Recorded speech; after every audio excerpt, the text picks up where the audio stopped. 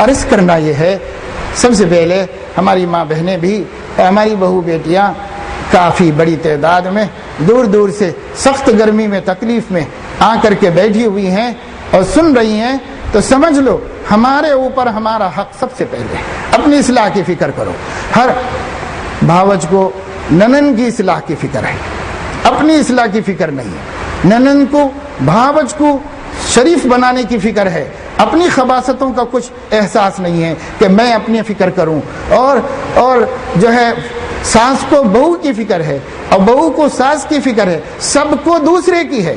ارے دوسرے کی کرو، دوسرے نمبر پر کرو، پہلے اپنی کرو، پہلے نمبر پر اپنی کرو، پھر ان کا بھی حق ہے، ان کا حق ہے، یہ عزیز ہیں، یہ رشتہ دار ہیں، ان کی خیر خواہی حق ہے، کرو خیر خواہی، لیکن اپنی فکر مقدم، اپنی فکر کی مقدار زیادہ، دوسروں کے فکر کی مقدار کم، اپنی فکر نمبر 1 پر، دوسرے کی فکر نمبر 2 پر، ان چیزوں کو سامنے رکھو۔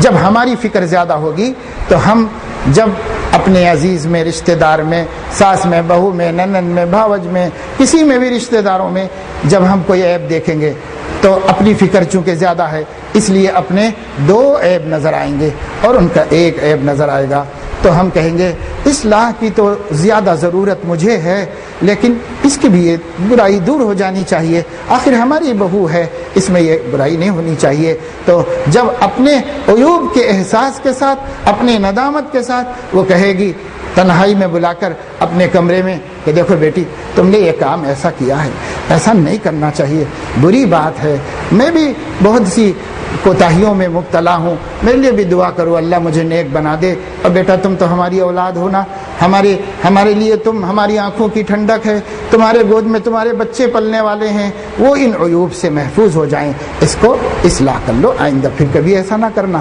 تو کیا کرے گی وہ؟ اس کی آنکھیں ڈب آ جائیں گی اور وہ نادم شرمندہ ہو کر ساس کے پیر پکڑ لے گی، کہے گی کہ اماں جان اللہ آپ کو جزائے خیر دے، آئندہ میں ایسی غلطی نہیں کروں گی۔ ارے اصلاح تو ہوتی ہے بھائی، اور آپ فرعون بے سامان بن کر نصیحت کریں گے تو تمہارا بیٹا اپنی بیوی سے محروم ہو جائے گا، ایسے حالات خراب ہوں گے، ایسے حالات خراب ہوں گے۔ سمجھے حالات خراب کیسے ہوتے ہیں؟ اس طریقے سے ہوتے ہیں بھائی۔ ہر آدمی نصیحت کرو، اپنے کو پہلے محتاج نصیحت سمجھو، پھر نصیحت کرو۔ سیکھا نہیں ہم نے، اگر ہم اپنی تربیت کرتے، ہمارے گھر میں آنے والوں کی سب کی تربیت ہوتی، چاہے پیدا ہونے والے ہوں، چاہے باہر دوسرے گھر سے آنے والے ہوں، سب کی تربیت ہمارے گھر میں ہو جاتی۔ اگر پہلے سے گھر والے تربیت یافتہ ہوں، اپنی تربیت کی بھی تو کوئی فکر ہے نہیں، ہر ایک یہ سمجھ رہا ہے جیسے اللہ معاف فرمائے یہود سمجھا کرتے تھے، وہ کہتے تھے نحن ابناء اللہ و احباؤہ، ہم اللہ کے محبوب ہیں اور ہم اللہ کی اولاد ہیں، ہم اللہ کے بیٹے ہیں، ہمارا کوئی کچھ نہیں بگاڑ سکتا۔ لن يدخل الجنۃ الا من کان ہودا او نصارا، جنت میں یا تو یہودی جائیں گے یا تو عیسائی جائیں گے، اور کسی کا حق نہیں جنت میں جانے کا۔ جو یہ سمجھتے تھے ان کو اللہ نے فرمایا باءوا بغضب علی غضب، اللہ کے غضب میں زندگی گزاریں گے، غضب پر غضب ان کے اوپر ہے۔ ضربت علیہم الذلۃ والمسکنہ، ان کے اوپر اللہ کی طرف سے غریبی، محتاجی، پریشان حالی اور مسکینی ان کے اوپر اللہ تعالیٰ نے اتار دی ہے، اور ذلت اللہ نے اتار دی ہے۔ یاد رکھو ماؤں بہنوں، اگر ہم بھی اسی طریقے سے اپنے کو محتاج اصلاح نہیں سمجھیں گے، سب دوسروں کو سمجھیں گے اور اپنے آپ کو کامیاب سمجھیں گے، اپنے پر فخر کریں گے، اپنے اخلاق کو بڑھیا سمجھیں گے، دوسروں کے اخلاق کو گھٹیا سمجھیں گے، اپنی شان کو زیادہ سمجھیں گے، دوسروں کی شان کو کم سمجھیں گے، اپنے آپ کو اللہ کا محبوب سمجھیں گے، دوسروں کو اللہ تعالیٰ کا مردود سمجھیں گے، تو یاد رکھو جو حال یہودیوں کا ہوا وہ حال ہمارا ہوگا۔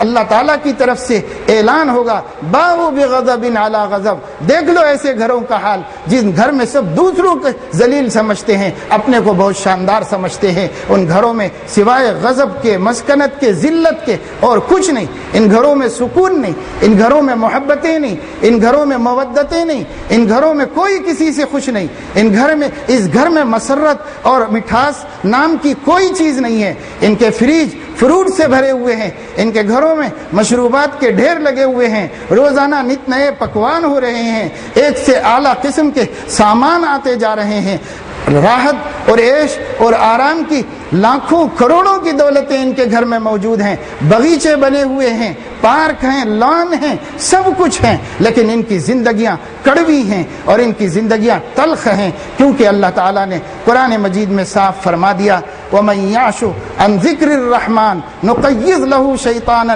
فَهُوَ لَهُ قَرِينٌ، جو رحمان کے ذکر کو بھول جاتا ہے تو اس پر ایک شیطان کو مسلط کر دیا جاتا ہے۔ اور من اعرض عن ذکری فإن له معیشة ضنکا، جو میری یاد سے بے فکر ہو جاتے ہیں اور مجھے بھول کر جیتے ہیں، میری بڑائی کو چھوڑ کر اپنی بڑائی کے گن گاتے ہیں، اپنی بڑائی کے گیت گاتے ہیں، تو اب اللہ فرما رہے ہیں ان له معیشة ضنکا، ان کے لیے یقیناً تنگ زندگی اللہ نے رکھی ہے، تکلیف دہ تلخ اور کڑوی زندگی اللہ نے رکھی ہے۔ اسباب سے راحت نہیں ملتی، اسباب سے سکون نہیں ملتا، کھانے پینے کی چیزوں سے، معقولات سے، مشروبات سے لذتیں نہیں ملتی۔ جب ہمیں کوئی غم ہوتا ہے، سوچئے ذرا کہ اگر ہمارے گھر میں ہمارے باپ کی لاش رکھی ہوئی ہو اور یا ہمارے لخت جگر کی بیٹے کی لاش رکھی ہوئی ہو اور زبردستی کوئی ہمیں کھانے کے دسترخوان پر بٹھائے اور بہترین قسم کا کھانا میٹھا جو ہمارا مرغوب اور ہمارا پسندیدہ ڈش ہو وہ رکھا ہوا ہو، تو بھی ایک ایک لقمہ کھاتے ہیں تو کیسا لگتا ہے؟ جیسے زہر کا گھونٹ پی رہے ہو، ایسا لگتا ہے۔ کیوں؟ دل خوش نہیں، دل خوش نہیں ہے تو کسی چیز میں لذت نہیں ہے۔ اور جب اللہ تعالیٰ ان کے لیے معیشتاً ضنکا کا اعلان فرما دے گا تو یہ اسباب سے کیا خوشیاں ملیں گی؟ ان سامان سے کیا ملے؟ کچھ نہیں ہوگا۔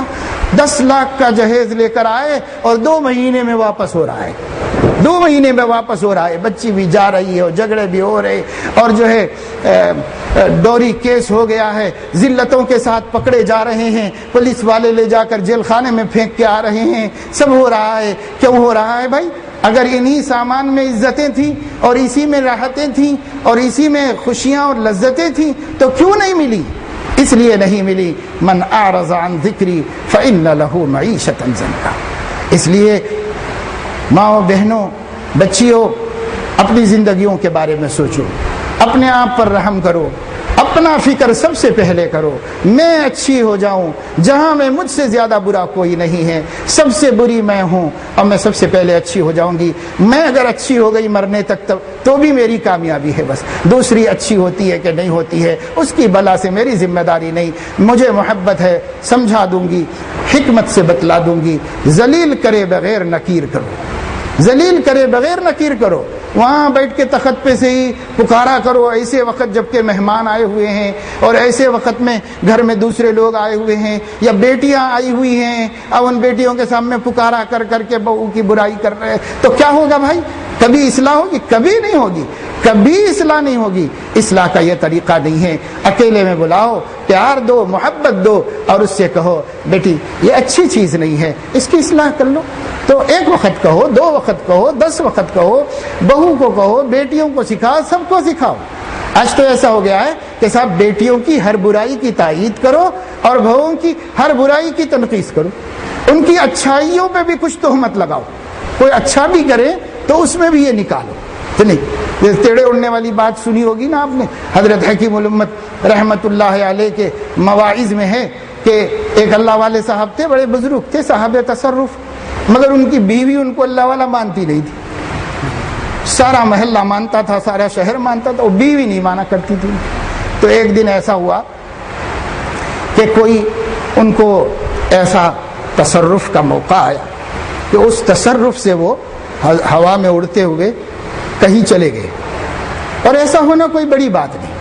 یہ تصرفات تو اس کے لیے ایمان کی بھی ضرورت نہیں، کافروں سے بھی ان کا صدور ہو جاتا ہے، یہ کوئی بڑی بات نہیں۔ یہ مجاہدہ اور روح کی لطافت سے سب کسی کو نصیب ہوتا ہے، اس لیے اسلام میں اس کا کوئی وقت نہیں دی گئی، اس کو کوئی اہمیت نہیں دی۔ لیکن عام لوگ تو یہ کہتے صاحب ایسی ایسی کرامتیں ہیں تو بڑا بزرگ ہے، وہ یہی کہتے ہیں۔ خیر وہ ایک دن کہیں جا کسی وجہ سے تصرف کرتے ہوئے وہ اڑ کے چلے گئے۔ اس نے صحن میں دیکھا کہ کوئی آدمی اڑ کے جا رہا ہے دور سے۔ تو کسی دن گھر میں بحث تکرار ہوئی تو کہنے لگے دیکھو بھائی لوگ سب میری بات مانتے ہیں، دور دور سے آتے ہیں، ہدایت پاتے ہیں، سب کرتے ہیں، تم کیوں نہیں مانتی ہو؟ یہ بات اتنے بتاتا ہوں، سمجھاتا ہوں، تم کیوں نہیں مانتی ہو؟ وہ کہنے لگی کہ آپ کون سے بڑے بزرگ بن کے بیٹھے ہوئے ہیں، میں نہیں مانتی آپ کو کوئی بزرگ تو دیکھو، آج میں نے دیکھا ایک بزرگ کو، کہا کیا دیکھا، وہ ایک بزرگ اڑ کے جا رہے تھے نا ہوا میں، وہ تھے، ایسے لوگ ہوتے ہیں اللہ والے بزرگ. تو انہوں نے کہا کہ کیا وہ بزرگ تھے؟ کہاں وہ بہت بزرگ تھے. ان کو مانتی ہو کہ بزرگ ہیں؟ تو کہاں ان کو تو مانتی. تو کہنے لگے وہ میں ہی تو تھا، وہ میں ہی توڑ رہا تھا، تو اب تو مان لو.